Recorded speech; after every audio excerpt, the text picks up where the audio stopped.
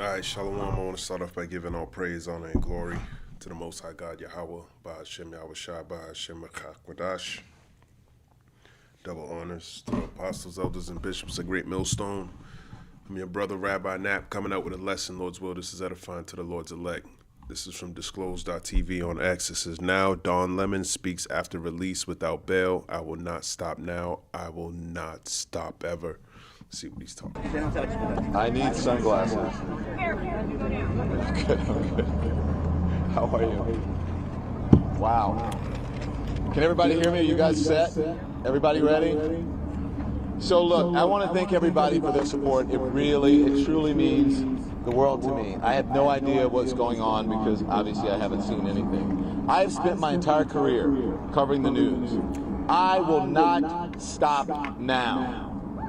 In fact, there is no more important time than right now, this very moment, for a free and independent media that shines a light on the truth and holds those in power accountable. Again, I will not stop now. I will not stop ever. Last night, the DOJ sent a team of federal agents to arrest me in the middle of the night for something that I've been doing for the last 30 years, and that is covering the news. The First Amendment of the Constitution protects that work for me and for countless of other journalists who do what I do. I stand with all of them, and I will not be silent. I look forward to my day in court. Thank you all. Don Lemon went inside of a church and he found out that he pretty much exposed this. Let's see if I can find out. What did Don Lemon do? Let's AI do all the talking here. As of January 30, 2026, independent journalist and former CNN anchor Don Lemon was arrested in Los Angeles by federal agents for his alleged involvement in the January 18th anti-ICE protests that disrupted a service at City's Church in St. Paul, Minnesota. He is facing federal charges, including conspiracy to violate constitutional rights and violating the FACE Act for allegedly interfering with worshipers' rights. And the Duck set this up, by the way. He's the one who's enforcing this. He blaming him for it. He's violating his law for practicing the First Amendment right. They had their doors open. They didn't tell him to leave, I guess is where he's coming from. But basically, he basically showed that one of the ICE agents, that's what I wanted to find, was the pastor that Don Lemon went into church, ICE agent.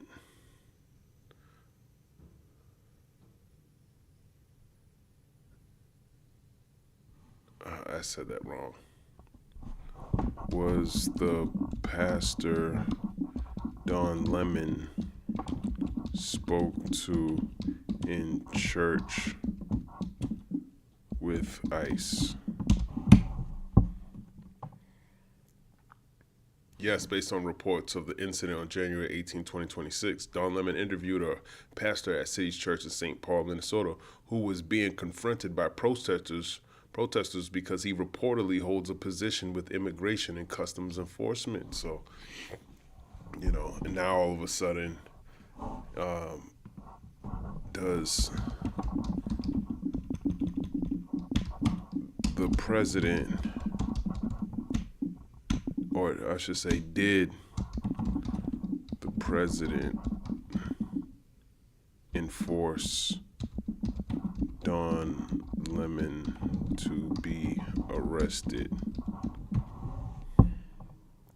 As of January 30, 2026, independent journalist and former, I read that, with his attorney calling an unprecedented attack on the First Amendment. This arrest followed a push by the Duck administration to charge individuals involved in the protests, including a statement by Pam Bondi on social media claiming the direction of the arrest. Let's see this statement by Pam Bondi. Duck administration charges Don Lemon with federal civil rights crimes related to anti-ICE church protests. journalist Don Lemon has been charged with federal civil rights crimes in connection with the anti-immigration. So this is kind of big on a bunch of different levels, because it shows you that the pastor actually held a position in ICE, and then the president's enforcing this, and it creates some form of debate. It creates, it has you look into it, and sometimes that's buys him enough time to go do something completely different. Right now, I'm looking at things that's going on. That's why I look outside of what's going on in this country. I try to go focus on things that are, especially when he has these, to me, they're not just psyops, but distractions. It's good to know he uses this play all the time. So he's probably attacking Cuba, is what I'm thinking, because right now they're having a blockade, or it's dark over there or whatever. They're having the lack of power. They have it all the time, but it's weird. We've been having weird storms. The weathers, and we know Esau got he can manipulate the weather. And the whole country's, there's places that never really have snow like that. They're getting snow. So it just makes you think, Esau's up to no good. He don't really want you going outside. He kind of wants you in the house. There's a virus in India going on right now. So you gotta, there's so much going on simultaneously. I think it's a distraction for something else. He's doing something. He's either doing something, he already did it, or he up to no good, man. Esau's up to no damn good, man. More propaganda that's coming out. I don't know if the Epstein files were canceled or something like that. There's so much, I'm trying to figure it out. But let me read this. Lemon was arrested Thursday by federal agents in L.A., where he had been covering the Grammy Awards. His attorney, Abe Lowell, said he was expected to appear in court there Friday afternoon. All right. What did Pam Bondi say, though? Attorney General Pam Bondi, I'm just jumping down, confirmed the arrest of Lemon and the others who were present during the protests. At my direction, early this morning, federal agents arrested Don Lemon, Tareen Jean Cruz, Georgia Fort, and Jamel Liddell Lindy in connection with the coordinated attack on City's Church in St. Paul, Minnesota. Bondi said on social media, "Keep trying." Since he left CNN, Lemon has joined the legion of journalists who have gone into business for himself. You want to be a journalist? You see what Amalek be doing, a journalist, man. He might make an example of Don Lemon. And Don Lemon, you ain't right with the Lord, so anything can happen to you, man. You might not have that long of a life down here, man. The Lord might be using you to do a crash dummy mission so he can show you what duck's really about. That's not the position you want to be in. This is the time to be repenting, okay, and serving the Lord. But not everyone's gonna do that. So his role is probably to go expose some shit.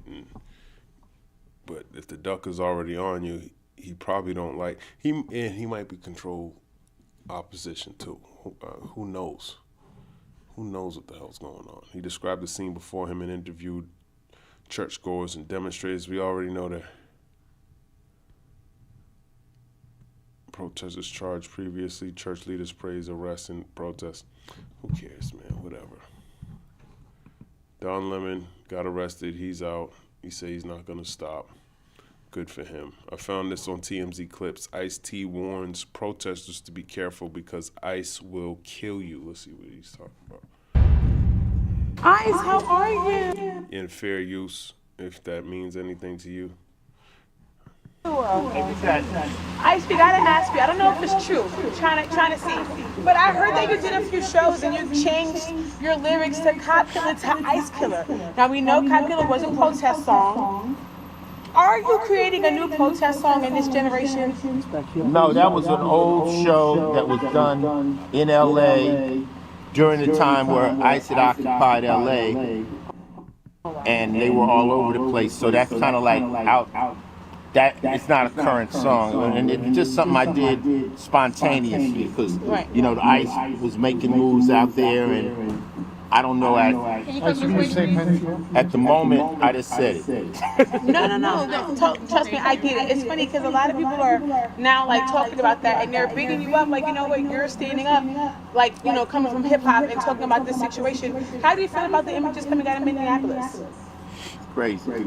Thank you. My wife has a camera. Can I get a photo? It's crazy what's going on. The fact that 2 people are dead. I mean, I don't think anybody can agree with that under any circumstances. Yeah, you can, but let me finish doing what I'm doing, player. See, I'm trying to accommodate all these people. Thank you for finding. Okay. What's your message to your fans in Minneapolis? Do you have a message to fans, who might be listening to your music, bigging you up, and they're kind of just like, man, we're going through this weird situation?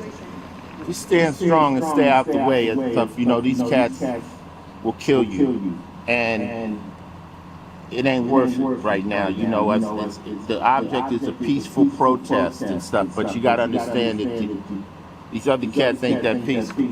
We appreciate you guys. Wise words from the Ice-T. They will kill you, as we already know that they supposedly.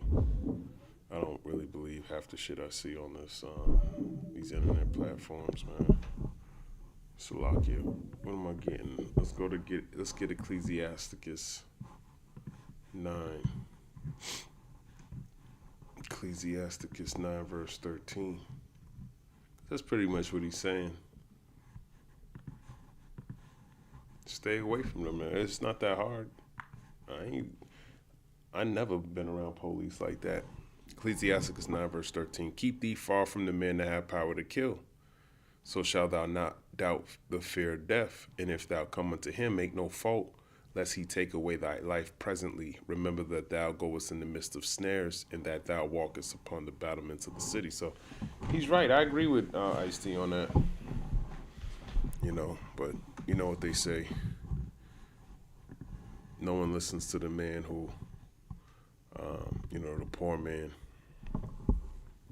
What is that? Ecclesiasticus 13 in verse 23. When a rich man speaketh, every man holdeth his tongue, and look what he saith. They extol it to the clouds. But if the poor man speak, they say, what fellow is this? And if he stumble, they will help to overthrow him. So, hey, if you want to listen to him, he's basically saying what the Bible's saying.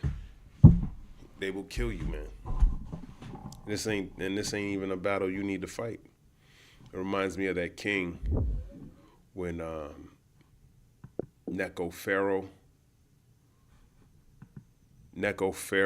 goes to Judah, and it tells him to get out of his way, but he doesn't listen, and he ends up dying.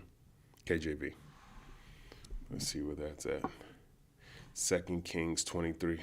I don't know. The scenario describes the death of King Josiah of Judah in 609 BC, as recorded in 2 Kings 23, 29 to 30, and 2 Chronicles 35, 20 through 24.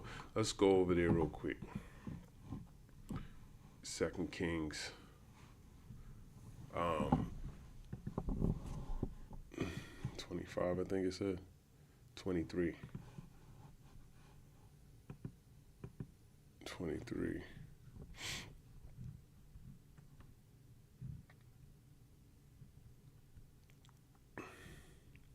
Jehoiakim made king by Pharaoh. Jehoahaz.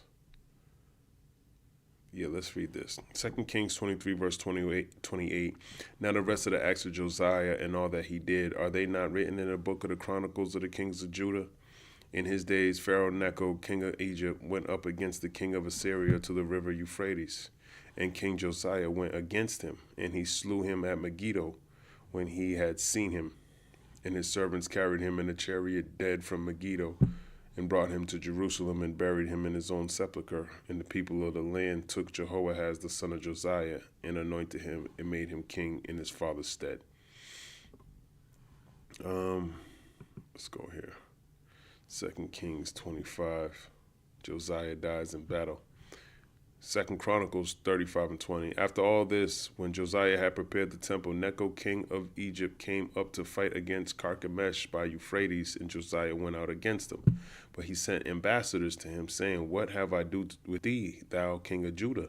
I come not against thee this day, but against the house wherewith I have war. For God commanded me to make haste, forbear thee from meddling with God, who is with me, that he destroy thee not. So this is Pharaoh Necho, or Necho, how do they say his name?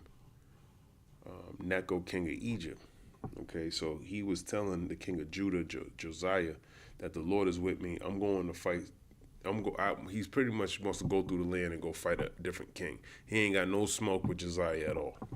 But Josiah came up against him anyways. Nevertheless, Josiah, 2 Chronicles 35 and 22, would not turn his face from him, but disguised himself that he might fight with him, and hearkened not unto the words of Necho from the mouth of God, and came to fight in the valley of Megiddo. So you got to have discernment too, man. You know, Lord could be speaking through a heathen too.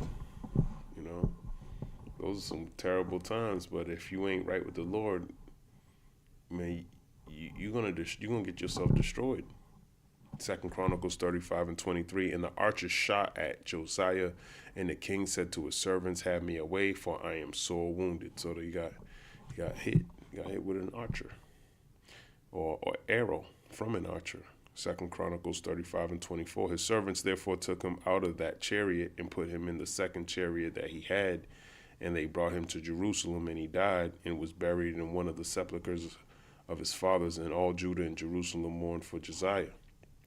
And Jeremiah lamented for Josiah, and all the singing men and the singing women spake of Josiah in their lamentations to this day, and made them an ordinance in Israel, and behold, they are written in the lamentations. Now the rest of the acts of Josiah and his goodness, according to that which was written in the law of the Lord, in his deeds, first and last, behold, they are written in the book of the kings of Israel and Judah. So, long story short, he died. So sometimes it's better to hearken, man. The ICE agents in this case they really here for Esau, man. I mean, you know, they ain't really here for just Esau, but they're here for the wicked, man. That's the Lord. That's what they're for. Ultimately. Okay. That's what the Lord's setting up. And guess what? Let them work. And I'm talking to you so-called Negroes, Latinos, and Native Americans. Let Esau do what he got to do. Romans 13 and 1, let every soul be subject unto the higher powers, for there is no power but of God. The powers that be are ordained of God. So the powers that be are ordained of God. The Lord set up, the Lord created ICE. Whosoever therefore resisteth the power, you know, by protesting, by coming up against what he has going on. The Lord has he gave his servants instructions to follow. Okay, so if you ain't following those, you're gonna be prone to getting your ass kicked. Resisteth the ordinance of God, and they that resist shall receive to themselves damnations, meaning they will kill you. Okay, for rulers are not a terror to good works, but to the evil. Wilt thou then not be afraid of the power? Do that which is good, and thou shalt have praise of the same. So doing that which is good is obeying the Lord. The Lord ain't tell us to go out there and protest with all these heathen and shit. He says, follow not the way of the heathen. He tells you, follow not a multitude to do evil. So that doesn't line up with you putting yourself in a position to be destroyed. Ultimately, that's you being rebellious. You're not being obedient. Romans 13 and 4, for he is the minister of God to thee for good. But if thou do that which is evil, be afraid, for he beareth not the sword in vain. For he is the minister of God, a revenger to execute wrath upon him that doeth evil. So, you know, if you're not right with the Lord, you're not going to make it, man. What's this? WPLG Local 10. Cuba faces power outages. fuel shortages. Let's see what Future of Cuba's economy. Cubans living in exile wonder if the U.S. cutting its oil supply from Venezuela and now possibly Mexico is enough to finally help the economy collapse and lead to a change in regime. Our Christian De La Rosa spoke to an expert about the possibilities. President Trump's executive order threatening tariffs on countries providing oil to Cuba is sending shockwaves throughout South Florida's Cuban community. Efraín Villazón says he is filled with hope and fear for what may come next. El pueblo es el que va a sufrir. It is unprecedented, it is dramatic, and in my opinion, is checkmate. Sebastian Arcos is interim director at FIU's Cuban Research Institute. No modern economy can function without energy. Cuba doesn't have any other sources of energy. Experts say up until Maduro's capture, Venezuela had been Cuba's biggest oil supplier and lifeline. Cuba's reserves are between 45 days to 2 months. What we'll see in the next month or so is a complete shutdown of the economy. The move, backed by Cuban-American congressmen from South Florida, who are also calling for a halt on all travel to the communist island and remittances, money Cubans in the U.S. send to loved ones living under the regime. La medida que se tiene que tomar, que sea rápida. Daniel Pineda. But if money is not going to matter if they block off all power and all of that, man. That's bad, man, because all that's going to happen here. Now, he's probably going to do that so he can bring in a regime change, but the president over there already did a video and saw a video of him saying that the Cubans are ready to fight. But he don't even got to fight you. If he prevents you from getting the things you need, you'll fight yourselves. He don't got to do anything to you. Says it's a sacrifice he's willing to make, but not for long. Remittances and travel to Cuba by Cuban Americans represent the second largest source of income for the Cuban government. Arcos says the fall of the regime may ultimately be in the hands of the Cuban people if despair once again forces them to hit the streets. The Cuban regime, facing massive protests in the streets, will have to decide if they will negotiate or shoot. And when it comes to Mexico's ship, And they're probably going to shoot, man, because Iran showed you, you kill enough protesters, then you'll still have your country, you'll still have your power. And every country's going. It seems like that's the play that the duck's using. I can't just blame it on the duck, because now if you're the one doing that to your own people, then that's your fault. He might have just started, lit the match, so to speak, but it's something that the same thing's gonna happen over here. Same things. The Lord is showing you what He's gonna do to all of these societies, man. Because people are wicked. So He's going to make sure that judgment is going out. Of oil to Cuba, experts like Arcos believe it's simply not substantially enough to really have an impact on what he and others believe is the imminent shutdown of the island's economy. Well, stay tuned. Louis. Christian De La Rosa, thank you. And coming up. See? And our economy is the same thing. Now, let's see what happens when I'm gonna ask chat.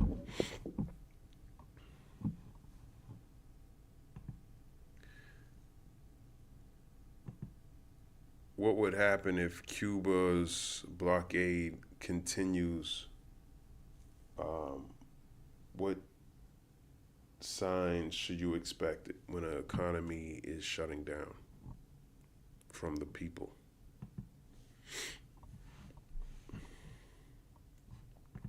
Let's start there.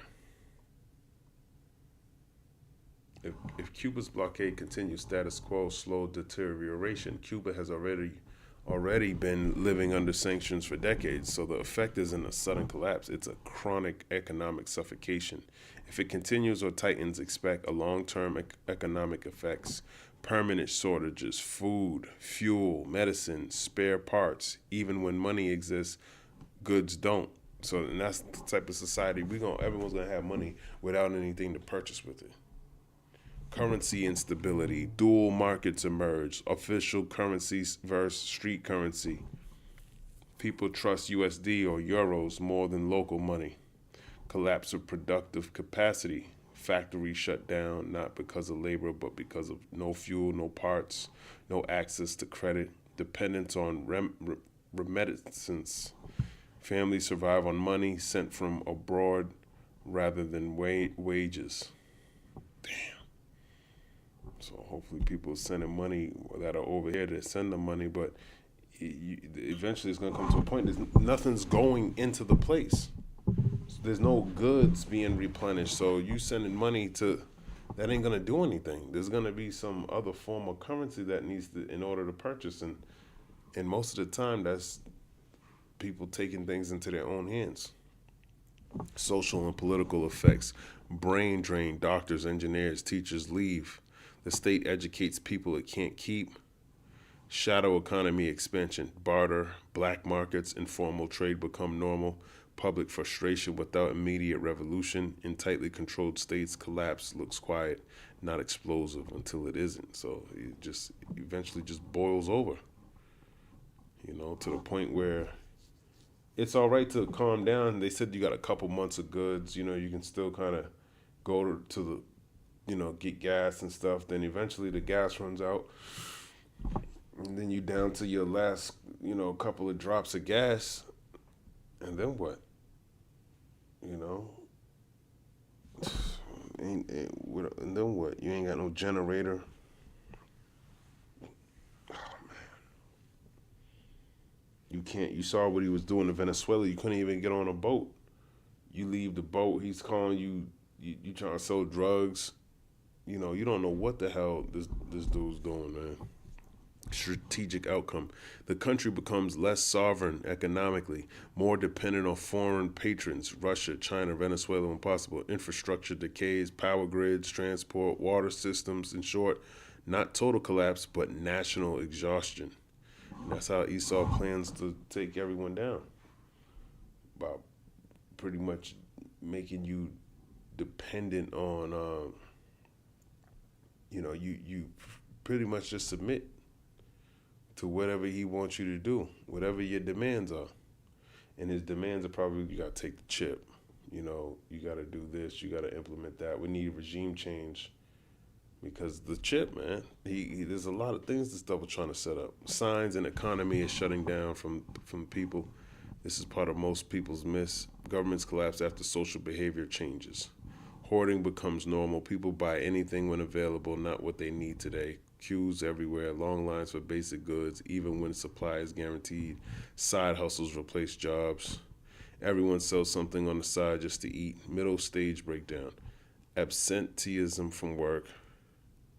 People stop showing up because wages don't buy food. Transport costs more than pay.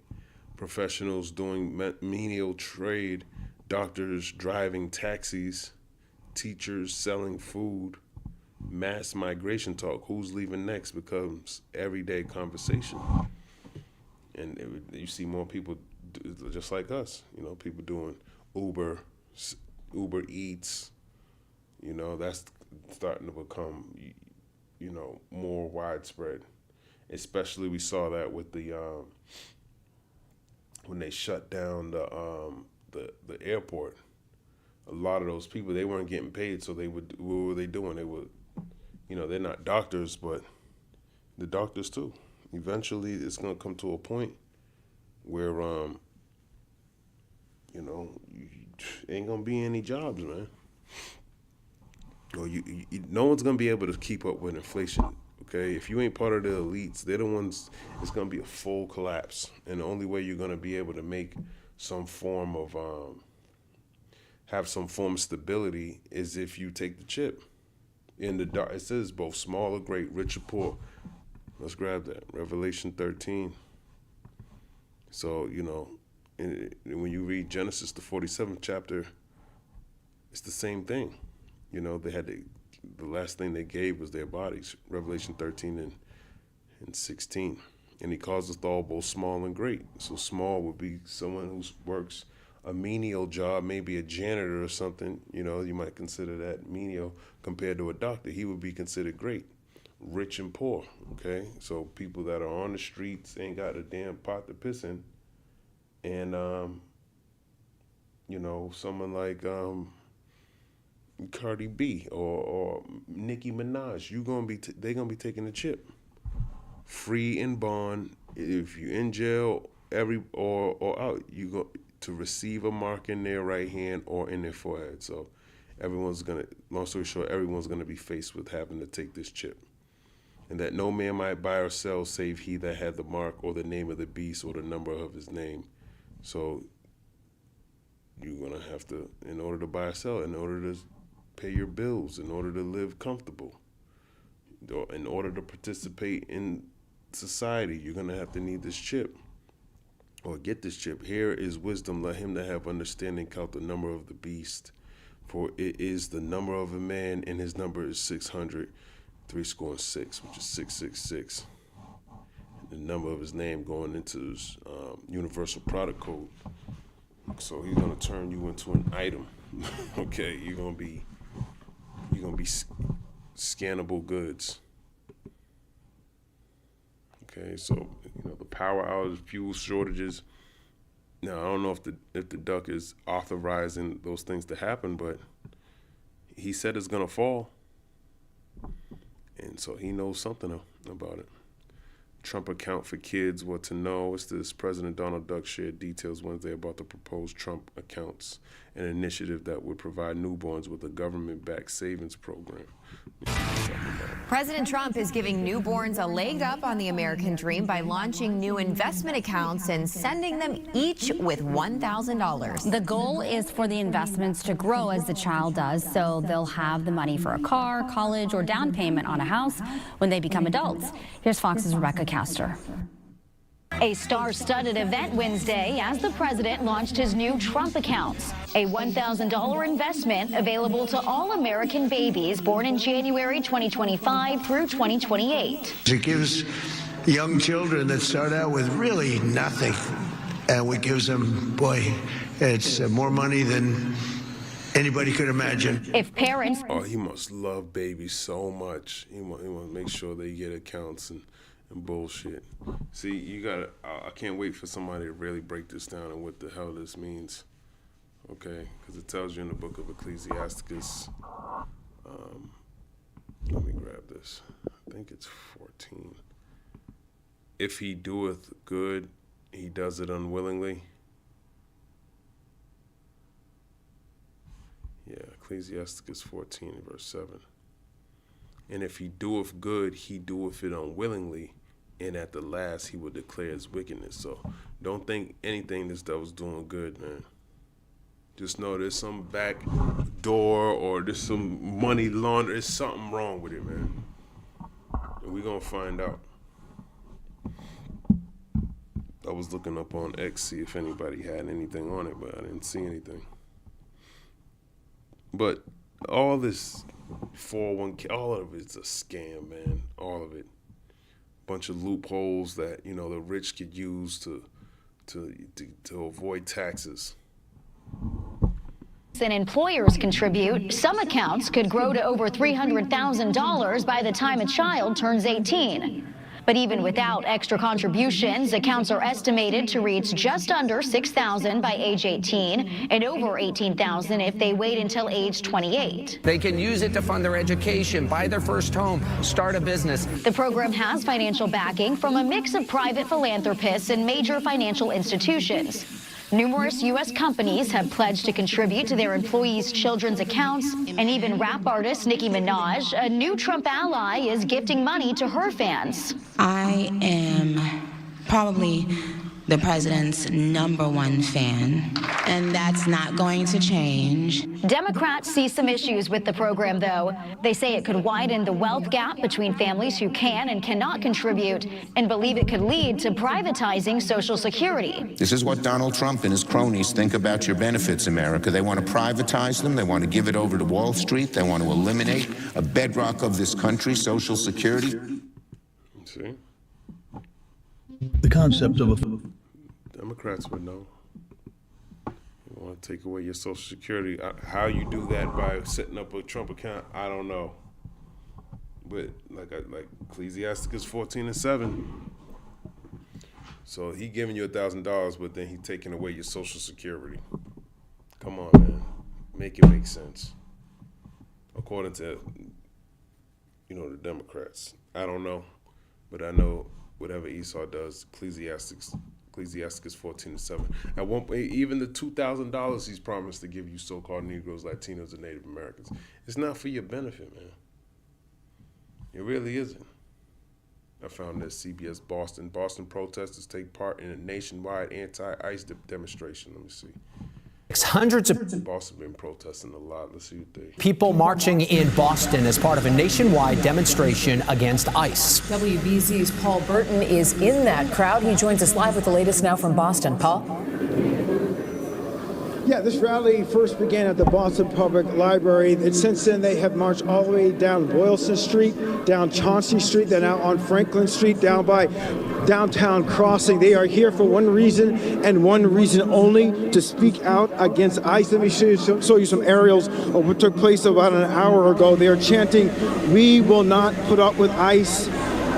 ICE, stop ICE terror, end ICE detention centers, and ICE raids have got to go." Again, this is all part of an ICE Out National Day of Action. Many of these folks say they've been impacted by ICE. They say they've known family members, friends. Who's organizing these protests, man? Esau can organize real quick. He'll get thousands of people to come out on the streets. That's why I don't trust these damn devils, man.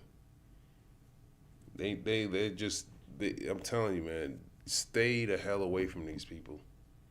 They're evil. They're evil, man. They can come together on issues that now when it affects them, they won't get together. But when it came to you, nothing. All these years, man. Stay the hell away from these people, man. Let them suffer. Community members, all who have been impacted by ICE, and they're saying, you know what, it has got to stop. There's about maybe anywhere between 700 about 1,000 people that are out here. This has been a relatively peaceful protest, but also a very loud protest. Again, these people have been out here in the freezing cold marching for about an hour. Right now, it's still not clear where they're going. Police are still trying to figure that out. They passed the Boston Common. We thought they were going to the State House. They did not do that. But again, about 1,000 people. This is an ICE Out rally, a peaceful one, but they're letting their voices be heard. Live in Boston, I'm Paul Burton, WBZ News. All right, Paul, thank you for staying on top of that. We are Smart Founders. More protests, man. Second, just the 9th chapter. Boston gonna be doing a lot of protesting. Second Esdras 9:1, he answered me then and said, measure thou the time diligently in itself, and when thou seest part of the signs pass, which I have told thee before, then shalt thou understand that it is the very same time wherein the highest will begin to visit the world which he made. Therefore, when there shall be seen earthquakes and uproars of the people in the world, so this is the point, then shalt thou well understand that the Most High spake of those things from the days that were before thee, even from the beginning. For like as all that is made in the world have a beginning and an end, and the end is manifest, meaning it's evident that we're in the end. Here it is, Boston's protesting, Iran, that's a whole different part, for two different reasons, multiple different reasons. Different uproars of the people complaining, okay? They're complaining because the elect are not in power, okay? The wrong rulers are in authority. Proverbs 29:2, when the righteous are in authority, the people rejoice, but when the wicked beareth rule, the people mourn. And that's a sign of mourning. Oh, we want this out the way. We don't want this. You got inflation. You can't get a job. You got houses, overpriced. You can't buy a home anymore. And because this place wasn't meant to last forever. This was created all to punish the nation of Israel. And that the punishment of our iniquity has been accomplished. According to Lamentation, the 4th chapter. Lamentations 4, verse 21. Rejoice and be glad, O daughter of Edom, that dwellest in the land of Uz. The cup also shall pass through unto thee. thou shalt be drunken and shalt make thyself naked. So you're going to drink the cup of the Lord's wrath, like the nation of Israel had to drink. The punishment of thine iniquity is accomplished, O daughter of Zion. He will no more carry thee away into captivity. He will visit thine iniquity, O daughter of Edom. He will discover thy sins. So he discovered our sins, and what happened when he discovered our sins? We had to go into slavery. Okay, we